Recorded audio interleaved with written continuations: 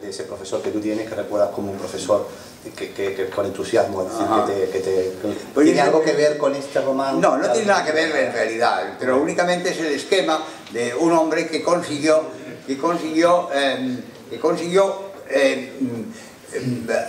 hacernos ver la filosofía como una actividad que uno podía hacer, que uno podía realmente hacer. Uno podía alcanzar, digamos, entrar en la dinámica del saber. El causante un poco de que tus libros tengan tanta filosofía de alguna manera, yo creo que fue también por... Eso fueron varias cosas.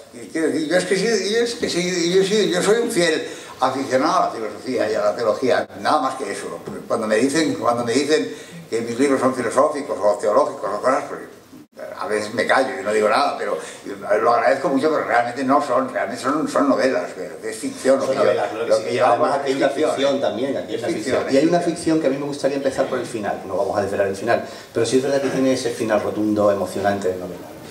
Ese final de los 5 personajes, son 5 personajes que giran en torno a un héroe. Hay un héroe, Héctor, que tiene nombre de héroe además, suena a héroe, a héroe de la Ilíada, ¿no? Y están esos 5 personajes cara a cara en ese final, que es un final emocionante, es un final bonito. A ver, bonito, no es que sea ni mucho menos, pero es redondo. Es redondo. Es decir, en ese sentido, esta sería lo que llaman, en lugar de una obra abierta, sería una obra cerrada. Para cerrar un libro hay que forzar un poco las cosas. La novela es menos novelesca que otras novelas mías, es más teatral. En el sentido de que hay un cerramiento, hay una especie de esfuerzo por, digamos, dejarlo todo, digamos, como diría Franco, atado y bien atado. Todo el mundo da vueltas y vueltas,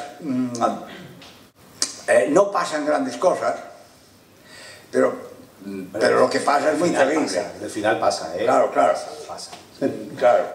Estábamos hablando del final.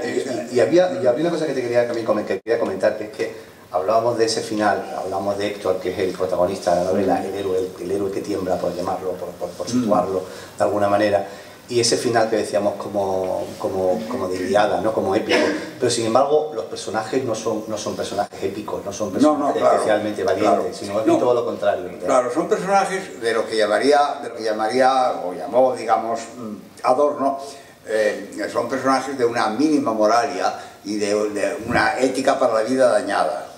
Realmente, cuando los alemanes, los filósofos alemanes de la escuela de Frankfurt y Habermas y Adorno y todos estos se plantearon, y también los escritores, la pregunta que se hacían, ¿se puede escribir poesía después de Auschwitz, por ejemplo? Se preguntaban. Podemos escribir, pues ¿qué escribiremos después de Auschwitz?